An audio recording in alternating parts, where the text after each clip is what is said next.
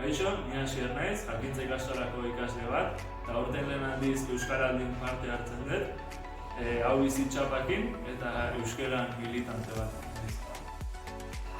Jon Maria naiz, ikastolako gurasoa, Euskaraldin hau bizi izango naiz, erronka baten gisa biziko dut Euskaraldie eta balio beharko liguke herri bezala hautsi behar den hizkuntzan inertzia horrekin euskatzeko.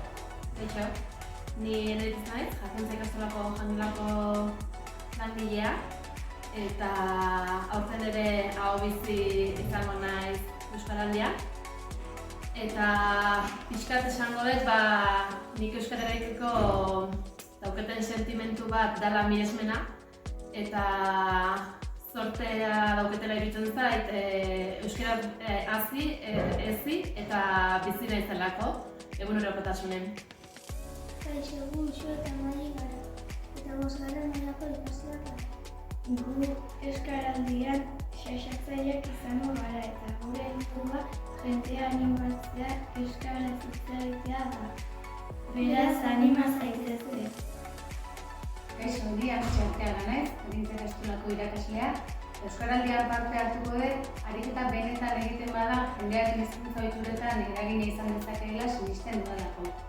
Eta nik hau bizitxapa erabiliko dut, ika aldaera duen pelatinarekin.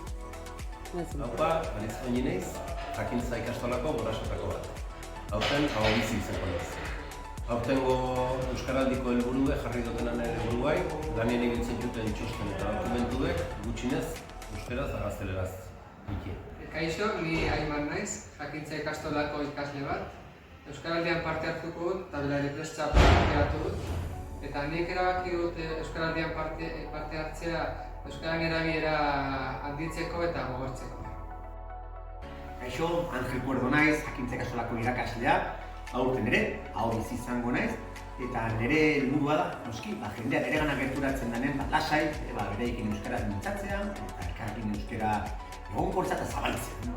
Ana naiz, Jakintzan lan egiten dut, garbitzaile bezala. Euskaltegian euskara ikasten aritu naiz.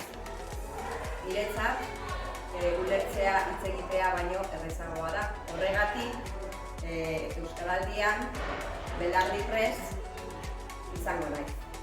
Kaixo, ni Garazi naiz, Jakintza ikastolako irakaslea eta aurten ere Euskaraldin hau bizi izango naiz.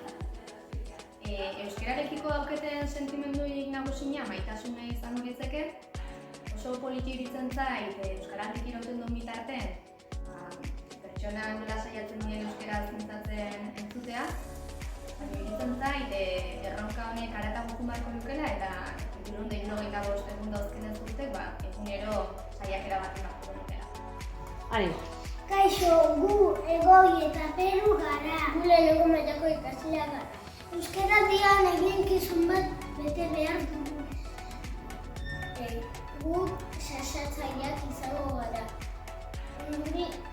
Buruko jendei xaxatuko dugu euskaraz hitz egiteko. Euskara bizi bedi eta galdu ez da.